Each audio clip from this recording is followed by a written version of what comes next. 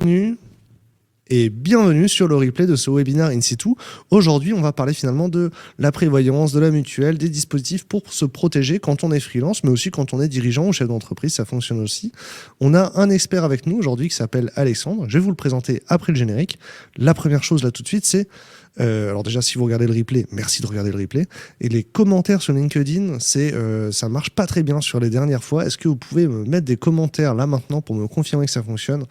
N'hésitez pas pendant le live aussi à faire un petit refresh une fois ou deux si vous avez l'impression qu'on est des synchros et que je réponds pas à vos questions. Vous allez voir, ça va revenir en direct. Vous serez de nouveau vous allez rattraper le direct. Donc là, moi, normalement, j'ai quelques minutes de retard, mais si vous pouvez me mettre un commentaire dans le chat pour me confirmer que ce chat fonctionne bien, que vous êtes là, que vous êtes vivant, heureux et joyeux, c'est vraiment le moment le plus important du live. Et je vais attendre gentiment et regarder de mon côté que le chat fonctionne bien aussi. Alors, ouais, bonjour à tous et à toutes. Manon est là, moi, Vincent est là. Hop. Je peux mettre des petits emojis. Voilà, ça marche bien. Donc, si vous ne voyez pas forcément, vous, de votre côté, dans le chat, les commentaires des autres, ne vous inquiétez pas, je les mets à l'écran pour qu'on puisse discuter, etc. Et je mettrai en avant les commentaires auxquels on répond. Comme d'habitude, sur les lives d'in situ, on essaie de savoir, on essaie d'indiquer quelle est la ville de France qu'on représente aujourd'hui dans le chat. Les BizDev d'in situ sont prêts à prendre contact avec vous pour vous aider dans vos projets. Donc, n'hésitez pas à en parler maintenant. Heureux, vivant et joyeux, tout à fait, Manon. Voilà, donc donnez votre ville dans le chat pour indiquer quel est votre clocher préféré.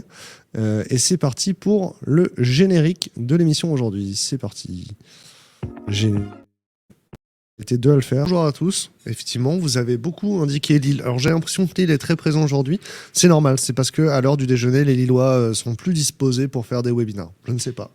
Non, je ne sais pas pourquoi il y a plus de Lillois en particulier, mais c'est vrai qu'il y a beaucoup de bizdev Lillois. Cassandra vous a mis en lien dans les commentaires les différents apéritifs qui vont avoir lieu bientôt. Donc il y en a à Nantes. Non, je vais pas à Nantes demain, Cassandra. Mais je serais très content. Moi, je trouve ça trop chouette de rencontrer la communauté en vrai. Les événements in situ qui ont eu lieu à Lille, tous les freelances que j'ai rencontrés ont adoré ça. Donc, si c'est votre premier à Nantes, à Valence ou à Lyon, eh bien, franchement, allez-y, c'est chouette. Ne serait-ce que pour rencontrer les autres free de la communauté. En vrai, il y a que des gens chouettes qui travaillent avec in situ, et donc, du coup, vous allez rencontrer au moins des freelances chouettes qui partagent votre vie et qui partagent finalement cette notion de liberté. C'est ça qui est important. Est-ce qu'il y aura un replay? Tout à fait. Tu peux t'abonner à la chaîne in situ dès maintenant. Comme ça, tu verras le replay dans ton feed un peu plus tard. Dès la fin de la diffusion, LinkedIn met à disposition le replay. Et sur la chaîne YouTube de in situ, il y a des montages qui sont disponibles généralement dans les heures ou les jours qui viennent, quoi. Hop, sur l'île, tout le monde est là, encore une fois. Hein. Tout le monde est au carré. Bonjour à tous et en direct de Lille. Tout à fait, je suis en direct de Lille, mais mon invité n'est pas en direct de Lille. Hein, il est en direct du Var, bien sûr. Hop. Et dès cet après-midi, le replay sera disponible sur la chaîne YouTube. La chaîne YouTube est en lien ici. Amir, on t'a mis le lien. Hop. Et Océane nous indique, bien sûr, que à Grenoble, le 7 mars, il y aura un apéro. Voilà, c'est la saison des apéros in situ. Voilà, si vous avez envie de boire un coup, de rencontrer des freelances chouettes qui sont épanouis, qui kiffent leur métier, c'est la saison, il y a toujours un truc à faire. On va repartir sur le sujet. Alors déjà, si vous ne connaissez pas in situ, c'est la première fois, il faut savoir que in situ met en relation les freelances avec leurs clients grands comptes. Il y a également in situ portage, qui est leur service de portage salarial, hein, qui vous permet de vous mettre en indépendant sans avoir à vous prendre la tête avec le statut. C'est super pratique, ça va super vite, c'est super chouette. Je l'ai déjà recommandé à tout plein d'amis. Ils sont tous très contents. Et on a fait d'ailleurs un webinaire spécifique sur le sujet, hein, avec la consultante qui s'occupe de ce service-là chez in situ, et c'était chouette. On a mentionné les villes, il y a Lille, Lyon, Nantes, Valence, Bruxelles et bientôt dans toute la France. Hein. Ils ont une application qui s'appelle WeDesk sur laquelle ils mettent à disposition toutes les missions. Et aujourd'hui, avec le télétravail, leurs clients mettent à disposition des missions un peu partout. Si vous voulez voir la mission qu'il y a sur WeDesk en ce moment, c'est pas compliqué. Vous levez la main dans le chat et vous indiquez à un bizdev que vous voulez commencer à discuter, créer votre dossier de compétences sur le WeDesk et trouver une mission. J'ai déjà reçu sur ce webinaire un consultant qui m'a dit qu'il ne mettait plus à jour son LinkedIn parce que mettre à jour son WeDesk suffisait depuis 10 ans. Ça marche vraiment bien. Widesk, c'est ici. Levez la main. Est-ce qu'on a tout dit? Super cool. Eh bien, merci encore à tous ceux qui sont venus aujourd'hui. Je vais me faire monter sur la scène Alexandre qui va se présenter et vous allez pouvoir lui dire bonjour. Bonjour Alexandre. Bonjour Damien, bonjour à tous et à toutes. Je suis Alexandre Le Cercle, je suis conseiller pour une grande compagnie connue. Et aujourd'hui, je vais vous parler de prévoyance, de santé et collective et individuelle pour les freelances. Alors, une grande assurance connue, c'est parce qu'on on va pas la mentionner aujourd'hui parce que le but, c'est pas de faire la promotion et on n'a pas fait valider par le marketing, etc. Là, on est vraiment, Alexandre est vraiment là pour vous partager ses conseils et ce qu'il sait sur le sujet. Et vous allez pouvoir poser toutes vos questions. On a un super support. Avant de commencer, Alexandre, pourquoi est-ce qu'on parle de la protection sociale des indépendants? Pourquoi c'est un sujet, quoi? Eh bien, on parle de la protection sociale des indépendants, justement parce que nos régimes obligatoires sont un petit peu carencés, de plus en plus carencés. Et plus on s'éloigne du statut du salariat, au plus ils sont dégradés. Mais il y a des solutions qui existent. Du coup, aujourd'hui, on est là pour en discuter ensemble. Super cool. Hop. Donc, la protection sociale des indépendants, ça repose sur trois grands piliers. Donc, on a les frais de santé. Par exemple, quand vous achetez des médicaments et qui sont pas totalement remboursés, là, on peut voir la partie qui est remboursée. En général, c'est le régime obligatoire qui fonctionne le mieux.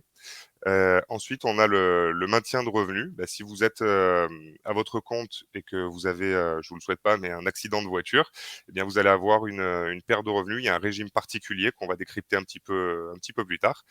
Et ensuite, le plus dégradé à ce jour, c'est la retraite, où là, on a vraiment un effondrement du niveau de vie quand on cesse son activité et encore plus quand on est indépendant. Non, du coup, pour partager mon expérience, hein, parce que du coup, en tant que dirigeant, je suis dans la même situation que beaucoup de freelance. Et effectivement, il y a 2 ans, moi, j'ai eu un accident en venant au bureau. Et la perte de revenus est assez réelle dans ce cas-là. Alors, moi, j'ai de la chance quand même parce que il y a des salariés et des clients qui génèrent des revenus. Mais quand on est indépendant, les clients sont plus livrés, les factures ne sortent plus forcément. Donc, la perte de revenus, elle est sèche pour la société, quoi. Exactement, c'est exactement ça. Et franchement, ça prend 5 minutes. Qu'il y ait un souci, on l'a jamais prévu. Ça, du coup, le maintien de revenus, c'est la prévoyance qui va gérer le souci? Tout à fait. C'est le régime obligatoire auquel, les freelances en général ont l'habitude, hein. C'est la SSI en général, pour vous. Heu, pour les infirmières, ce serait la Carpinco, par exemple.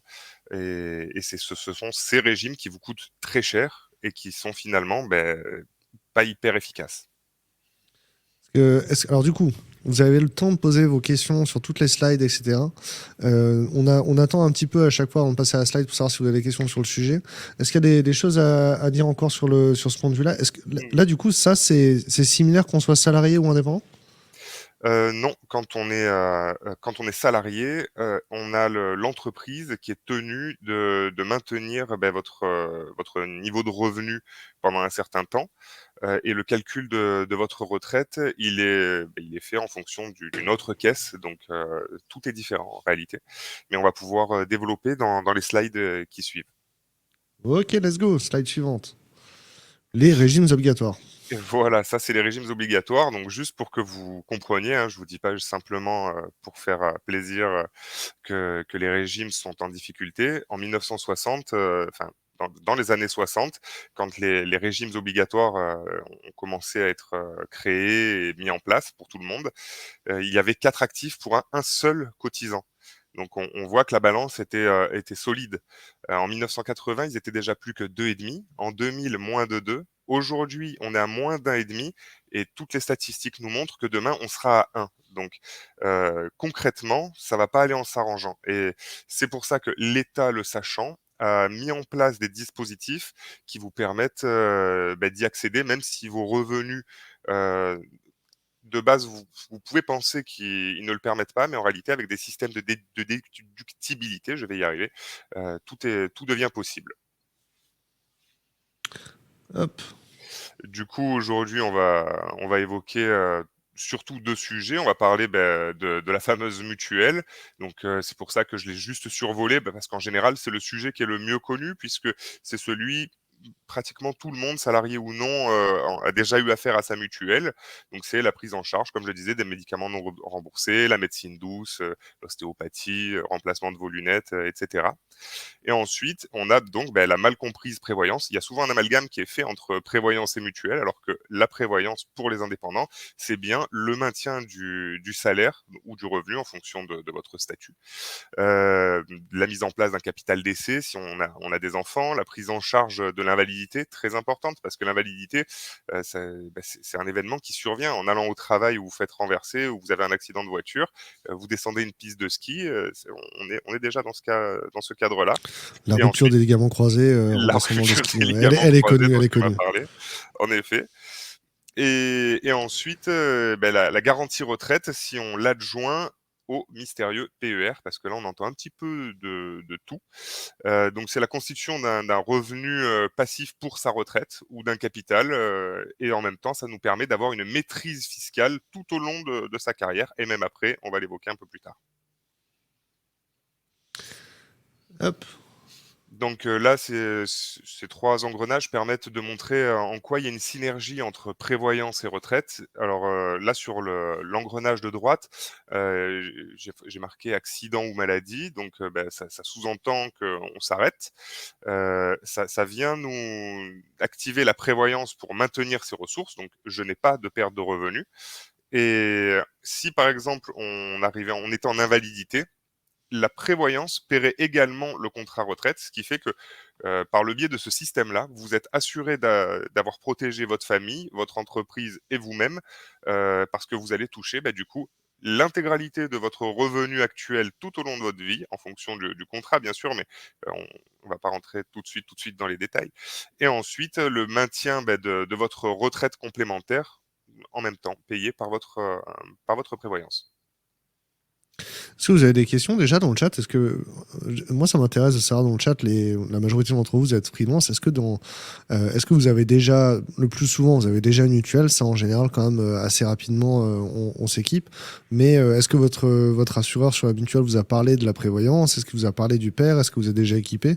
Dans le chat, ça m'intéresse de savoir à quel niveau on est de connaissances et savoir si tout ce qu'on raconte là maintenant, ça vous est familier, on peut accélérer, si vous avez des questions précises, on peut les rentrer dans le sujet. Donc n'hésitez pas à nous partager vos retours dans le chat. On a un peu différé, Alexandre. En vrai, ils vont nous répondre D'accord. sûrement le temps qu'on fasse la slide d'après. D'accord? OK. La Hop. prochaine slide, voilà, c'est vraiment le décryptage d'une situation, réelle. Donc, là, on peut voir, donc c'est un zoom sur une prévoyance, hein, comme le titre l'indique. Donc, on a un revenu d'activité, qui serait de 5 000 € par mois. Donc, on peut voir que la barre bleue est pleine. Si vous vous arrêtez du jour au lendemain, alors je parle dans le cadre d'un freelance, bien sûr. Vous avez 3 jours de carence. Donc, si on divise 5 000 par 30, ça nous fait 166 € fois 3, 500. Donc, en 3 jours, on a une perte sèche de 500 € de revenus. Après 3 jours, et ce pendant 1 an, on a un maintien de salaire par son régime obligatoire, celui qui vous coûte si cher, il ne vous rétribuerait que 1 691 € par mois. Et donc, vous avez une perte, immédiate au premier mois, de 3 309 € par mois. Donc, multiplié par 12, si vous restez 12 mois, ça peut arriver, ça vous fait, pratiquement 40 000 € par an de perte sèche. Ensuite, si vous ne pouvez pas revenir, travailler parce que, vous êtes très malade, vous avez une maladie grave, vous êtes amputé d'un membre ou autre. C'est très joyeux ce que je suis en train de dire. Vous avez une carence de Ouais. 2 ans, et là, c'est une carence de 2 ans, c'est pleine, hein. C'est 5 000 € par mois fois 12, ça fait 60 000. Si vous tenez 2 ans à ce rythme-là, ça fait 120 000. Et si par miracle, vous avez continué à charger, ce que vous devez, à vos régimes obligatoires, vous aurez ensuite une pension d'invalidité permanente, donc c'est-à-dire, jusqu'à votre retraite, de 964 € par mois, et donc là, vous perdez 4 034 €. Plus évidemment la baisse de la rente de la retraite, puisque vous cotisez moins ou plus du tout. Ah bah, en Voilà, vrai, c'est pas, c'est très sérieux. C'est-à-dire que finalement, en fait, ça peut arriver très vite et sur une banalité. tout Moi, à avant, fait. quand j'avais pas de prévoyance, clairement, s'il fallait changer une ampoule, je montais pas sur l'échelle. Je disais à ma femme de monter sur l'échelle parce qu'elle avait une prévoyance, quoi. Et Voilà. puis, en fait, souvent, on entend des histoires de personnes qui étaient chefs d'entreprise, prospères, où ça fonctionnait bien et que drame familial, beh, souvent, c'est lié à ça. Parce que ça ne coûte pas très cher, c'est déductible Ouais. et on se rend compte que, beh, l'importance que ça a. Puisque là, les vignettes que vous voyez en orange, c'est en lieu et place compensé par la compagnie qui vous assure. Donc c'est fort intéressant Et puis de se pencher là-dessus. les accidents domestiques, il y en a plusieurs de centaines par Ah jour en oui, France, hein, si je me trompe pas, hein. bien sûr, Ouais. il y en a même plus que ça et puis là, c'est une couverture qui vous couvre, que vous soyez, au travail, enfin dans le cadre de votre activité, que vous vous déplaciez, peu importe le moyen de transport ou que vous soyez au ski, quoi. C'est vraiment vous êtes toujours couvert par votre prévoyance. Ouais. C'est aussi pour ça que je fais pas de ski. Non, ça, j'ai juste peur d'avoir mal en fait. En vrai. Dans les commentaires, on a un utilisateur LinkedIn. Alors, les utilisateurs LinkedIn, ici, je pense que c'est Thomas Bertrand. Je suis obligé de doubler pour savoir qui c'est. C'est parce qu'en fait, Thomas est une personne très très confidentielle sur LinkedIn. Il a réglé ses paramètres à un niveau de confidentialité, donc notre outil ne sait pas qui il est. D'accord. Il dit voilà, je bénéficie de la mutuelle de ma conjointe salariée avec une formule famille. Souvent, c'est la solution la plus intéressante économiquement. Il faut voir ça aussi que ça dépend aussi de la convention collective et de la mutuelle d'entreprise de sa conjointe. Moi, ma C'est conjointe, elle exactement a ça. changé d'entreprise. Sa mutuelle est quand même vachement moins bien. On a passé les enfants sur la mienne plutôt que de la laisser sur la sienne, quoi. Alors, c'est juste et si aujourd'hui, j'ai fait le parti pris de concentrer, ce webinaire sur, prévoyance et retraite, c'est parce que la mutuelle finalement alors attention, toutes mesures gardées, ça dépend des situations, chaque cas est particulier. Mais, ça reste, un outil qui est quand même moins important pour un indépendant qu'une prévoyance ou qu'une Ouais. retraite. Parce que, justement, en France, on a la chance encore aujourd'hui d'avoir une sécurité sociale, un régime obligatoire qui est encore suffisamment présent pour vous permettre de vous médiquer, même si vous n'avez pas de mutuelle. Ouais. Donc, mais en tout cas, le message, en commentaire que tu as lu, il est juste dans certains cas, en fonction de la convention collective, du conjoint, de la conjointe, on peut en effet obtenir des tarifications pour soi à travers le conjoint ou la conjointe qui sont extrêmement, avantageux. Mais si c'est pas le cas, c'est là où il est question de se pencher sur sa propre mutuelle ou santé, on appelle ça une santé chez nous, Ouais. heu, individuelle avec des garanties qui soient, pour le coup, collées à nos besoins. Ah, et puis souvent aussi les bénéfices qu'elle a en mutuelle, on les connaît mal. Tu vois, par exemple, la majorité des mutuelles de cadres, on a le fait que la chambre individuelle soit prise à l'hôpital, tu vois. Et on la Mmh. réclame pas forcément quand on est à l'hôpital. On Non, fait c'est pas la vrai, demande de chambre individuelle. Donc, en vrai, c'est vrai. même dans le détail de votre mutuelle, ça vaut le coup de regarder ce à quoi vous avez droit, etc. Parce que le moment où vous en avez besoin, c'est le moment où vous êtes plus forcément en état de regarder, quoi. Tout à fait. Pensez-vous, pensez-y avant. Il y a un deuxième commentaire de Stéphane qui nous dit bah lui il a pas de prévoyance ni de pair mais il est très Oui, intéressant, très intéressé. Je suis président de SASU. J'ai une vous question qui me vient spontanément aussi, oui, Alexandre. dis-moi? Est-ce que les freelances, parce que les chefs d'entreprise souscrivent souvent des assurances chômage, est-ce que les freelances le font aussi?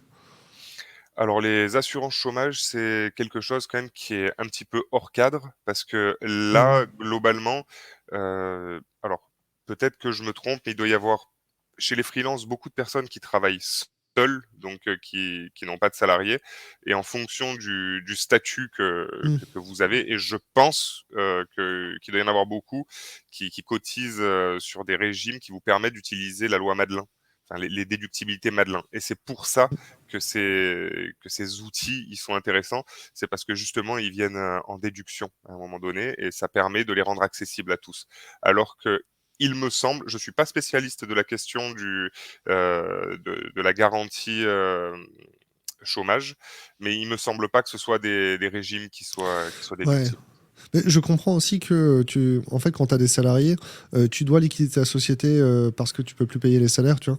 Alors que quand tu es Mmh. indépendant, en fait, il y a beaucoup d'indépendants qui gardent leur société en dormance parce qu'ils ont des actifs Exactement, dessus, etc. Et du coup, tout dans à ce fait, cas-là, elle s'active pas l'assurance. Donc, effectivement, d'accord. ça n'a peut-être pas forcément d'intérêt. Vu que l'assurance, elle s'active que si tu liquides la société ou si l'activité, elle cesse son activité fermement. Effectivement, les OK. freelances passent pas par là forcément. Donc, ça doit être ça la bonne réponse. D'accord. Jean-Luc demande est-ce que c'est la perte de revenus est la même pour les freelances en portage. Alors si c'est un portage salarial, en fait, tu as le statut salarié, donc tu vas avoir une perte de revenus. Et si c'est un portage commercial, c'est directement similaire. Est-ce qu'en portage salarial, ça vaut le coup de s'assurer, de prendre une prévoyance en plus, etc. Ou est-ce que c'est compris, tu penses, par le porteur? Beh, à mon avis, c'est le porteur qui définit, ça dans le contrat que vous signez, avec lui. Heu, Moi, je peux répondre que dans le cadre où vous êtes, soit président, soit gérant, d'une Mm. SASU, d'une EI, une URL, enfin un statut, conventionnel dont vous avez tous les tenants et les aboutissants. Après, ça peut être, une question, de négociation, mais à mon avis, ce sont des accords, des contrats qui sont prédéfinis et auxquels vous souscrivez. C'est obligatoire pour une entreprise d'avoir une prévoyance pour ses salariés, tu vois, de Oui, manière générale. oui, Par contre, du maintenant oui. coup, vu que c'est obligatoire, généralement, les entreprises prennent forcément celle avec les garanties les plus faibles, Alors la moins chère, hein. Heu, pas nécessairement. Honnêtement, Ouais. pas nécessairement. Déjà en fonction des conventions collectives, on va avoir, des garanties qui sont différentes, des garanties minimum qui sont différentes et ensuite ce qui est c'est le remboursement de la part non prise en charge, par le régime obligatoire qui est imposé à l'entreprise. Si une entreprise, veut payer de sa propre poche, ces indemnités-là, libre à elle. Après il y a des Ouais. régimes, qui par contre imposent d'avoir, une prévoyance qui prenne en charge à la place de l'entreprise. Là, Mm. c'est une question un petit peu ouverte, qui mérite, débat. Bah, Alice, du coup, qui fait le partage salarial chez Insitu, a répondu à la question, hein. Il y a bien un contrat de D'accord? prévoyance qui est inclus dans Voilà, les contrats de travail en partage salarial, comme pour voilà, tous les salariés, hein, bien sûr. voilà, c'est ce qui me semblait, parce que je pense à peu près ça aussi. Voilà. Ok, c'est cool. On avance. Le père, le contrat tunnel. Oui, comment cela fonctionne-t-il vraiment? La fiscalité, donc on va la survoler. Est-ce qu'il est bloqué à vie? Est-ce un fonds perdu? Comment est-ce que ça fonctionne réellement? Pareil, il y a beaucoup de fantasmes autour de ce contrat et vous allez voir, il fait pas si peur que ça. Il est même plutôt réjouissant en général. Est-ce que, est-ce que le père, le PER, c'est le même que dans le PERCO, dans les entreprises où on est salarié? Non, alors Ça n'a rien à voir? Le perco c'est non, non, ça n'a pas rien à voir. En fait, j il y a 3 tiroirs dans le PER, de manière à pouvoir récupérer les fonds d'un perco. Si vous étiez salarié avant, que Ouais. vous avez cotisé sur un perco, vous pouvez récupérer ces fonds et le mettre sur votre, PER justement. Le PER, c'est comme un perco en mieux quelque part. Alors, en mieux, oui et non. Alors, pour faire les 2, hein, moi, je fais des PER pour, les entreprises qui veulent, en mettre en place pour ses salariés et je fais aussi du PER, pour, les personnes qui le veulent à titre individuel.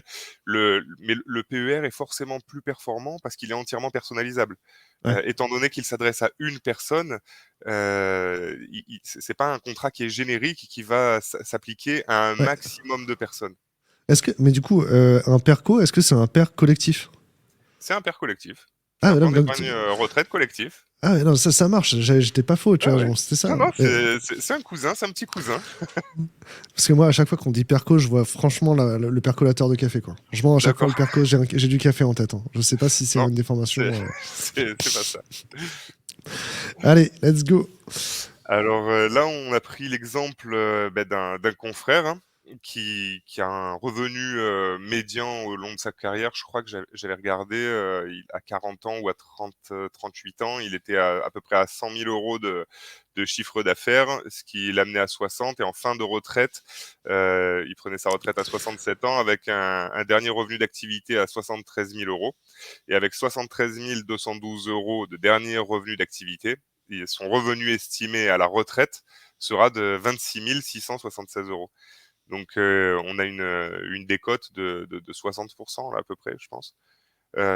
C'est énorme et enfin, si vous cotisez pour ces régimes-là et que vous regardez combien vous mettez tous les mois dedans pour récupérer si peu, c'est là où on se rend compte, en fait, de l'efficacité catastrophique des régimes obligatoires. Mais je vous renvoie à la slide qu'on a vue, au tout début avec 4 actifs pour un retraité, 2 et puis plus qu'un. C'est exactement à cause de ça et ensuite, il y a une pension de réversion qui est conditionné, aux ressources du conjoint survivant. C'est-à-dire que la réversion n'est même pas, de fait.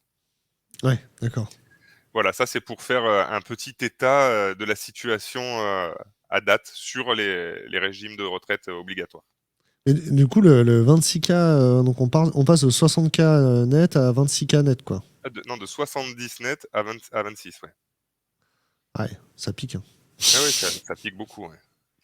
Donc donc pour faire un petit zoom, pour rentrer un petit peu plus loin, ben voilà, là on est à peu près, sur je crois que j'avais pris un sujet qui avait mon âge.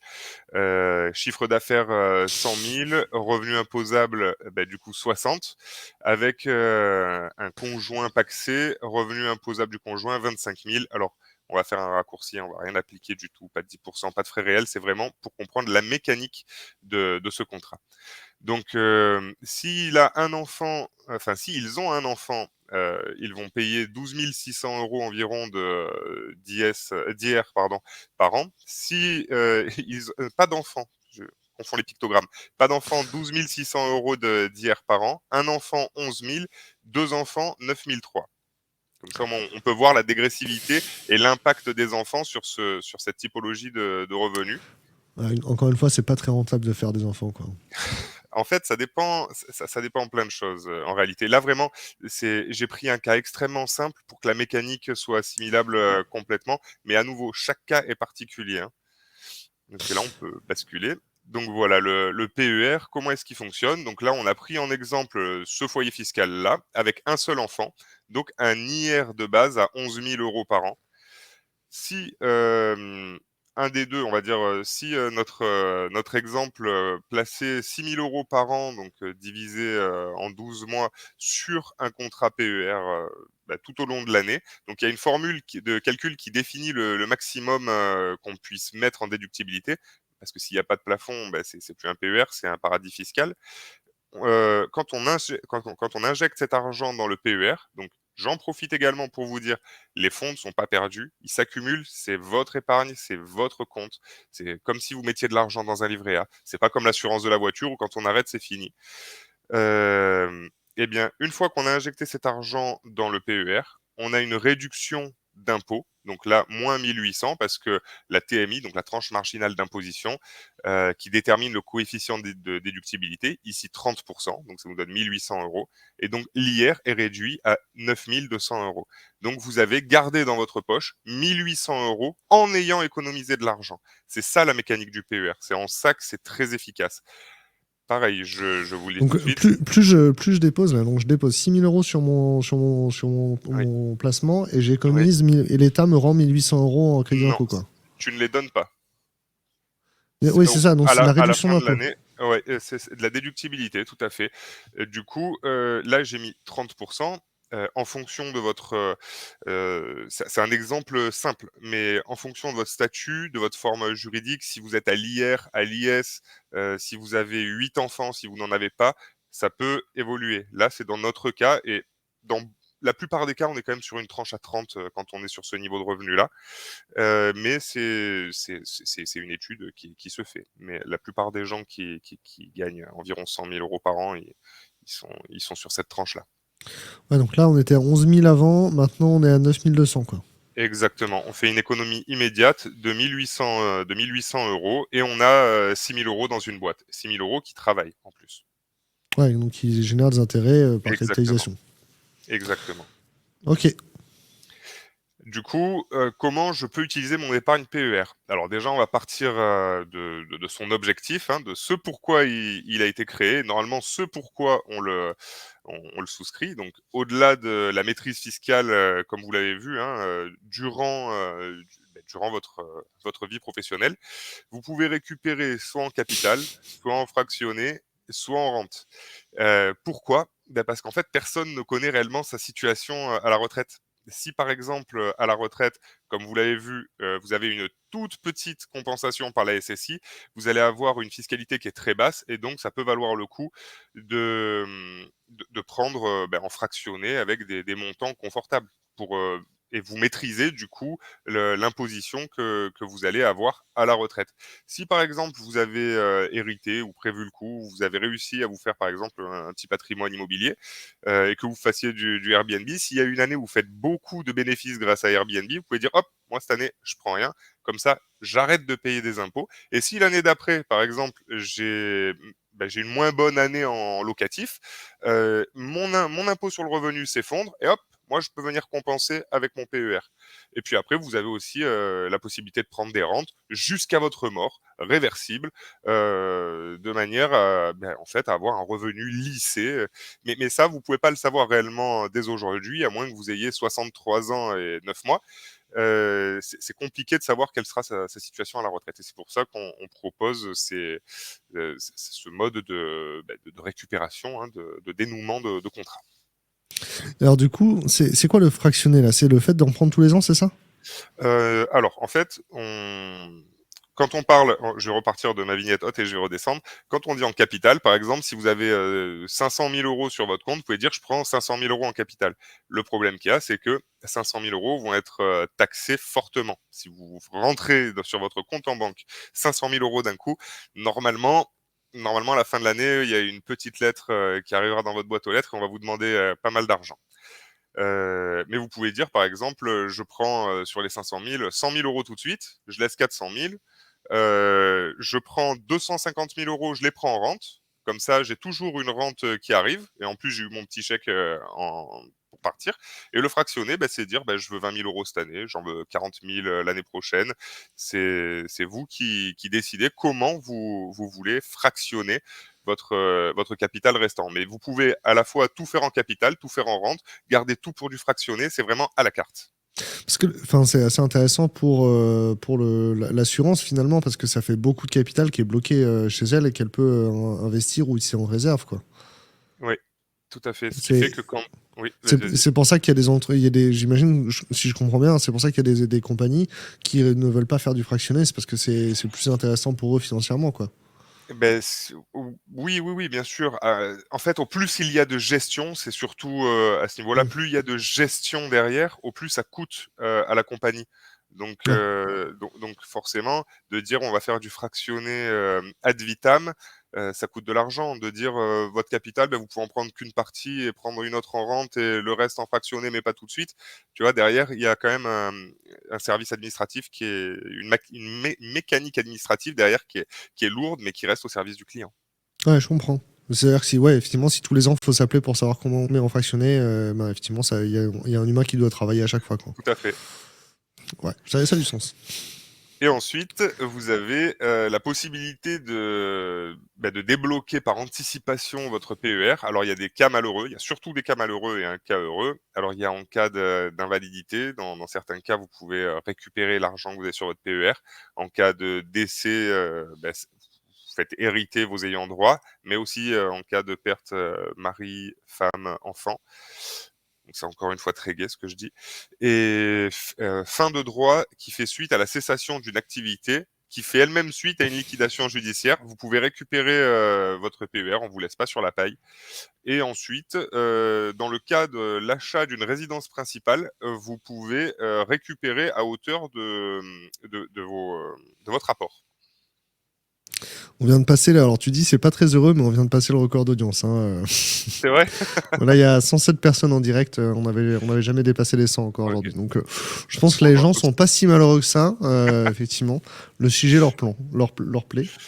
Je mens, c'est pas ça. Et Cassandra dit que je mens. Bon, c'est pas grave. Mais en tout cas, le sujet intéresse les gens, il n'y a pas de souci, même s'ils sont très calmes dans le chat. On a déjà eu ça, hein, me dit Cassandra. Ok. Bon, ça faisait un moment qu'on l'avait pas vu. Donc dans le chat, en vrai, vous êtes 105, ça veut dire qu'il y a beaucoup de gens qui n'ont pas vu le début. N'hésitez pas à poser des questions si vous voulez qu'on refasse le début, etc. Si vous avez décroché ou quoi, pas de souci. On a le temps de répondre à toutes les questions avant de partir, donc n'hésitez pas. Puis sinon, si vous venez d'arriver dans le chat, n'hésitez pas à poser un commentaire pour dire bonjour, indiquer la ville d'où vous venez et à poser vos questions. Alors on a une question. Est-ce qu'on peut débloquer les fonds du père après la fermeture, à la suite d'une fermeture de la micro-entreprise? Donc ça, c'est déjà, est-ce qu'on peut faire un père sur une micro-entreprise? Oui, alors pareil, je vous le proposerai à tous, à la fin de ce webinar. Il y a des questions qui sont, plus pointues que d'autres et qui pourraient prendre le temps qu'on a pour faire tout le webinar pour répondre à une seule question. Ouais. Là, en l'occurrence, par exemple, il existe 2 types de PER. Il y a ce qu'on appelle le 154 bis et le 163 Q, donc ce sont des articles du code du travail et en fonction de votre situation, ce sera l'un ou l'autre et donc la réponse risque d'être un peu longue. Donc la réponse, c'est ça dépend. La réponse, c'est, contactez-moi à la fin de de ce moment et je On vous va mettre répondrai ton dans le email, détail. on va mettre ton email dans le chat avant la fin. Pas de souci. OK, super. Et oui, si vous avez loupé le début, il y aura effectivement l'intégralité du live. On a un exemple. En chiffres, ça donne quoi Voilà. Hop, tac. Donc, souvent, j'ai entendu, est-ce que ça vaut le coup, que je commence à cotiser à mon âge? J'ai 30 ans, j'ai 35 ans, j'ai 40 ans. Bon, moi, vous imaginez bien, j'ai simulé, pour quelqu'un qui soit né en l'an de grâce 1988, comme moi. Et donc, on va voir ça tout de suite en chiffres, ce que ça donne. Cette photo n'a pas été générée par une IA, bien sûr.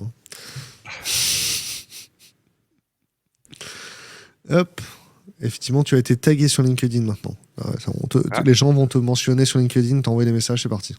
D'accord. Hop, concrètement, en chiffres.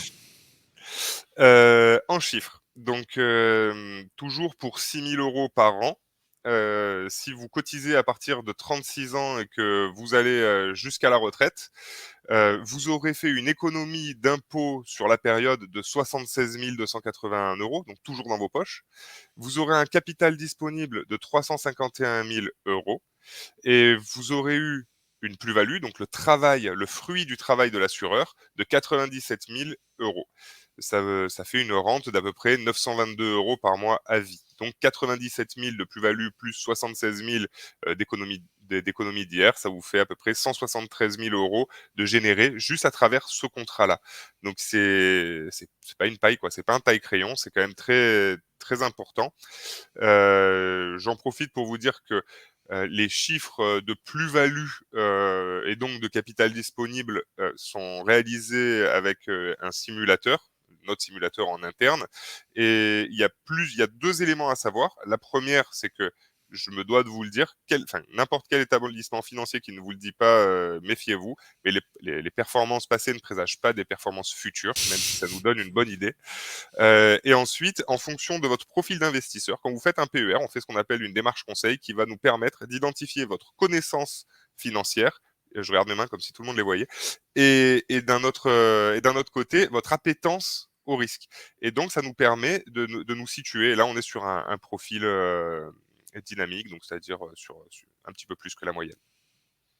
Il y a Pac dans le chat qui nous demande là combien par mois. On parle de 6 000 € de placement par an. Oui, ouais, 6 000 par an, ça fait 350 par mois. Non, non, c'est 500 par mois, je crois, ça fait. Ouais, c'est ça. Ben, si 6 000 divisé par 100. Oui, non. Ouais. Les maths sont bons. Les maths sont bons. Exactement. On y a répondu à la question d'Ala de notre côté. On y a répondu Cassandra. Là, moi j'ai une question, c'est-à-dire que tu marques une rente de 922 € par mois à vie Oui. pour un capital. Donc sur le contrat, il y a le capital plus la plus-value qui sont disponibles dessus. Ça, c'est si j'ai dédié l'ensemble du capital pour la rente, c'est ça? Voilà. Voilà, oui, c'est pour vous donner une idée. Donc, si vous mettez 500 € par mois de vos 36 ans jusqu'à votre retraite, vous aurez cotisé 351 000 €. Si vous consacrez les 351 000 € à la rente, ça vous fait 922 € par mois en plus de votre régime obligatoire jusqu'à la fin de vos jours. Et du coup, c'est-à-dire que dans les 6 000 €, je peux dire par exemple, j'en mets 3 000 pour ma rente et 3 000 pour le capital, c'est ça? Non, c'est plutôt, ben voilà, là, puisqu'on est devant, tu arrives à la retraite, tu as 351 000 €. Ben, tu te dis, «Je prends les 51 000 €, je vais aller à Copacabana pendant 6 mois et quand je rentre, je convertis, les 300 000 qui restent en rente et comme ça, je suis tranquille». Je les aurais placés en action, mais pourquoi pas? Alors, on fait aussi les assurances vie, des assurances vie qui sont très intéressantes. Je l'ai pas abordé, mais c'est vrai que ça fait partie du développement de son patrimoine, de réaliser une assurance vie parce que les placer en bourse, c'est pas nécessairement à la portée de tout le monde, et c'est très risqué. C'est très risqué. C'est vrai. Moi, Et puis j'aimerais bien plus tard acheter une sandwicherie. une sandwicherie? Ouais. D'accord. Bah, Je écoute, pense que c'est un investissement trop chouette d'avoir une sandwicherie dans le centre-ville avec deux trois salariés et qui vendent des sandwichs. Et au bah, pire, écoute, si tu t'ennuies, tu vas faire un sandwich. je te propose de me contacter après ce webinaire et on fera une démarche conseil, on verra ce qu'on peut faire. Pour ma retraite, par contre, premier degré, j'adorerais avoir une brasserie. Tu sais, genre, du C'est coup, vrai? ouais, gérant de brasserie à 70 ans, je pense que c'est vraiment pas mal. Tu l'appellerais comment? J'ai aucune idée. Alors, il y a la plus-value intègre-t-elle l'IR lors du déblocage? Alors, j'attendais cette question, forcément, c'est une très bonne question, Christophe. Cette question, en réalité, elle dépend, du mode de sortie, de votre, PER. La fiscalité sur, les rentes, c'est pas la même, par exemple, que celle sur le capital. Mais globalement, oui, il y a je vais pas rentrer dans le détail parce que Mm. c'est compliqué, mais si ça vous intéresse, pareil, revenez me voir à la fin et je vous expliquerai tout ce que vous avez besoin de savoir dans les moindres détails. Le La fiscalité, justement, elle s'applique également à la sortie et c'est pour ça que dans ma compagnie, on vous propose tous ces modes de sortie. Ça va être de pouvoir on a optimisé à la rentrée, on optimisera à la sortie. Ouais. Et Voilà. du coup, tu mentionnais l'assurance vie. C'est vrai que quand j'ai ouvert une assurance vie quand j'étais plus jeune, j'ai comparé à l'époque les performances des assurances vie pour non pas pour prendre pas pour prendre la meilleure, tu vois, mais c'est vrai que bah, il y en a quand même qui sont vraiment pas bonnes quoi. Et puis Ouais, il y en a exactement. qui sont bonnes. Et alors, à l'époque, les assurances vie sur fonds euros, il y en avait qui donnaient du 2-3%. Alors, j'ai aucune idée de ce que ça donne Mmh. aujourd'hui, j'ai pas regardé. Mais il y en avait quand même où, tu vois, sur les 10 dernières années, elles avaient fait moins d'1% et d'autres où elles avaient fait 2% sur les 10 dernières années au minimum, tu vois. Bah, Est-ce que c'est la bonne façon de choisir un perco aussi? Il faut regarder les performances? alors le perco, il a pas de rapport avec l'assurance vie, en soi. C'est plutôt l'assurance vie, on la regarde en fonction de plusieurs critères. Les frais d'entrée, les frais de gestion, les différents fonds, parce Hmm. que tu évoques le fonds euro, mais aujourd'hui, il existe des centaines de fonds. Toutes les compagnies ne proposent pas de placer sur différents fonds au sein d'une même assurance vie. Hmm. C'est tout ça qu'il faut regarder et puis on peut espérer quand même d'avoir, des rendements supérieurs à 1% quoi sur, la durée de vie de Ouais. son contrat. Ma question, alors, il y a un utilisateur et je pense qu'il a répondu partiellement. Vous avez l'air d'accord, c'est que donc le perco, c'est pareil, on regarde la performance de la plus-value qu'a proposé l'entreprise sur les dernières années, mais on regarde aussi les frais et un contrat ou un autre peut avoir beaucoup plus de frais, c'est ça? Voilà, il y a ça et puis après, nous par exemple on propose, de diversifier. Au sein d'un même contrat, on peut, faire, de la pierre papier, on peut investir sur des fonds structurés, sur du fonds euro, sur tout un tas de choses, sur des unités de compte classiques. C'est ça. Thomas dit oui, il faut bien comparer les frais. Ouais. Oui, tout à fait, tout à Ok. fait. Est-ce qu'on on passe à la slide d'après? Ah, allez, allons-y. Hop. Donc là, bah, c'était juste, bah, en fait, je me suis un petit peu, spoilé tout seul. Donc là, c'était pour reprendre le graphique, du début et revoir, bah, voilà, la retraite estimée à 26 676 pour quelqu'un qui, veut pas de complications, qui veut simplement avoir, sa rente, et plus entendre parler du boulot. Et voilà, ça monte. On passe de 26 000, à 37 000. Ça fait, une retraite, 50 plus importante que celle qu'on pouvait espérer sans, sachant encore une fois on a déduit fiscalement toute sa vie, hein. Et puis, quand on touche, on l'a vu tout à l'heure, hein, quand on touche, 75 000 € ou 73 000 € d'impôts, on a une TMI qui est si élevée qu'on va déduire plus à l'entrée que ce qu'on va en payer à la sortie et c'est ce delta-là qu'on va chercher à optimiser, en mode de sortie. Et ensuite, beh, l'estimation de la retraite de réversion, beh, pour madame ou pour monsieur, on va passer de 14 000 à 14 plus 11, 25. Donc ça devient un peu plus intéressant. Alors, Il y a un commentaire très précis dans le chat.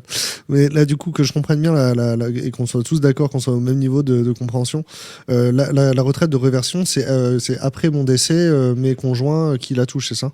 Alors, la retraite de réversion, ça marche de la manière suivante, c'est que là, par exemple, il y a donc, 11 000 € par an à percevoir, heu, durant, une durée viagère, donc jusqu'à ta mort.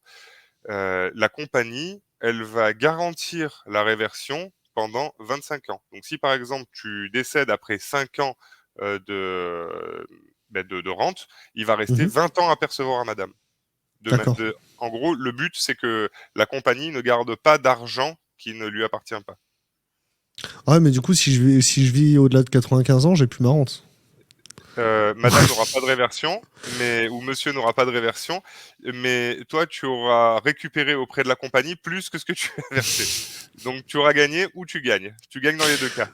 Ah, c'est-à-dire que si je reste vivant plus de 25 ans, quand même, je Tu garde ma gagnes. rente. Voilà. Ah Non, ouais. non, oui, oui, ah oui, oui, bien sûr, bien sûr. Et puis chaque année au-delà de 25 ans, normalement, ça coûte de l'argent à la compagnie. Et alors, du coup, que je sois bien sûr aussi, ce qui est perçu comme capital sur le contrat, si une fois que j'ai activé la rente, le capital se déduit. Hein, on le voit, c'est Tout plus du à fait. capital, quoi. Exactement. La partie, donc tout ou partie que Ouais. tu choisiras de convertir en rente, sera aliénée. Tu ne peux plus revenir dessus. Ça oui, c'est un point important que tu Donc soulèves. cette partie-là, c'est pas du patrimoine que je vais transmettre à mes enfants, quoi. Non, Alors que ce que je sors en capital, en fonction de comment je gère ce patrimoine-là, je peux le transmettre. exactement. Ok. Après, si tu es le dernier, vivant, de ton couple et que tu as décidé de tout convertir en rente et qu'il reste 20 ans à percevoir, c'est tes enfants qui perçoivent. Ah, donc ça se transmet même aux enfants éventuellement, ouais. Voilà, mais tu touches un contrat, en fait. Hmm. Oui, donc enfin, le patrimoine n'est pas perdu non plus, quoi. Non, en effet. Ouais. Ah, ok. Alors, attends, on va lire les commentaires ensemble et tu me dis si c'est pertinent ou si juste on le OK. prend. Il est intéressant de noter que pour le père, il est possible de profiter de la fraction non utilisée du plafond épargne retraite de son Oui, conjoint également. Lors de la déclaration d'impôt, il faut indiquer les montants dans la classe 6QR. Cocher cette ouais, case implique la mutualisation des plafonds pour l'année concernée. exactement, exactement. Exactement. Ça, c'est souvent quelque chose qu'on fait. Alors, Christophe a tout à fait raison, il est bien au fait. En gros, c'est quelque chose qu'on utilise, souvent, enfin, en tout cas, moi, c'est quelque chose que j'utilise souvent, que pour mes clients, par exemple, qui vont arriver, en fin de carrière, quelqu'un qui a 60 ans, 58, même 50 et qui fait une année record et qui a des économies. On va utiliser toutes les enveloppes non utilisées. On a parlé tout à l'heure d'un calcul, qui permet de savoir, quel est le montant déductible, maximum, auquel j'ai droit cette année. Comme Christophe l'indique, on va pouvoir les cumuler, ces enveloppes non utilisées, pour avoir une super année, de super déductibilité et cette année-là, pouf, faire une année blanche. Voilà, toutes mesures gardées, mais on va pouvoir vraiment, écraser nos impôts. Ouais. Et Christophe est effectivement un conseiller professionnel. Hein. Il est pas là par hasard. Oh, ça m'étonne pas. Déjà, quand il m'a sorti la case 6QR, j'avais compris qu'il était pas parti. Ouais, ou alors c'était un bénéficiaire qui l'avait fait cette année, quoi. Peut-être. Euh, mon commentaire complet, donc Thomas nous précise, hein, il faut bien comparer les frais d'entrée, frais de sortie, frais de versement, frais d'arbitrage, frais de rétrocession des supports. Ouais, Ces tout derniers à ne sont fait. pas toujours indiqués dans les tableaux comparatifs ni les Exactement. notices, mais présents sur les documents obligatoires. J'ima- Exactement. J'imagine qu'en rendez-vous, même si c'est pas écrit sur le tableau et qu'on te pose la question, du coup, tu réponds straightforward, quoi. Alors, bon, pour le coup, je n'avais pas prévu de faire, du commerce aujourd'hui, mais je vais en faire quand même un petit peu. Moi, j'ai la chance, d'être, dans une compagnie qui fournit un très, très bon enfin, un PER, haut de gamme. Donc, en réalité, ce que je fais moi en rendez-vous, c'est que j'ai la grille, en fait, le benchmark des autres et je leur montre où je suis, où sont les autres et du coup, en fait, ça devient un argument commercial pour moi. Donc oui, je le dis systématiquement. Et voilà. Et donc, on peut te poser des questions. Tu es là à Voilà. disposition. Exactement, pour ceux qui le souhaitent, je me mets à votre disposition pour faire, ben, un bilan retraite personnalisé, pardon. Quand et avec combien, je partirai? Qu'est-ce que j'ai perdu ou qu'est-ce que j'ai gagné avec la dernière réforme? Étude PER personnalisée, étude de prévoyance, pour ceux qui ont des soucis pour la transmission de leur liquidité ou de leur patrimoine, on peut faire ce genre d'études également. Ceux qui ont des entreprises qui veulent faire des comparatifs sur du contrat collectif, j'entends de la preuve santé collective, puisqu'on l'a dit tout à l'heure, du plan d'épargne interentreprise, du PERCO, du PEROB, de l'indemnité de fin de carrière et de licenciement. Je suis à la disposition de toutes et tous. Ce sera avec plaisir. Effectivement. Et puis, alors, pour le coup, on a passé le webinaire ensemble, Alexandre, c'était un bon moment. On a passé la prépa ensemble, c'était un bon moment. Donc, si vous allez en rendez-vous avec Alexandre, vous passerez au moins un bon moment faute de prendre un produit. Puis après, effectivement, sans faire la promotion, les produits et les services de ta compagnie seront très chouettes. J'en ai bénéficié aussi. Donc, très, très chouette. Est-ce que vous avez des dernières questions? On va fermer ici. Parce qu'en fait, on a bien rempli le truc, et puis vous êtes super attentifs, vous êtes super sages. Et on a quand même passé le record. Hein. Le 100 viewers simultanés, c'était le record qui avait été établi par Jérôme lors du premier webinaire. Et donc là, on a bien passé le record. Je pense que le sujet, du coup, parlait à tout le monde. C'est un sujet qui parlait à l'ensemble de l'audience, et c'est pour ça que du coup, on est resté dessus. Et je me demande, c'est quoi les statistiques, combien de freelance, eux, se protègent correctement, etc. Surtout sur la partie pair, j'ai trouvé ça assez... finalement, en fait, beaucoup plus intéressant que ce que j'imaginais. Je pensais que c'était assez accessoire, mais vendu comme ça m'a donné envie. Hein. Eh ben écoute, il n'y a plus qu'à. Il n'y a plus qu'à. Ok. Bon, il n'y a plus beaucoup de, il y a plus de commentaires. Alors, c'est 95% du temps, si à ce niveau-là, il n'y a plus de commentaires, c'est souvent à cause du décalage ou alors parce que les gens sont en train de manger avec le webinaire à côté. Donc, on va vous souhaiter une bonne fin de repas. Encore, merci pour votre attention et merci pour vos questions. C'était très chouette. Merci à toi, Alexandre, et merci à toute l'équipe d'Insitu qui était là aussi dans le chat. À très bientôt. À bientôt, au revoir. C'est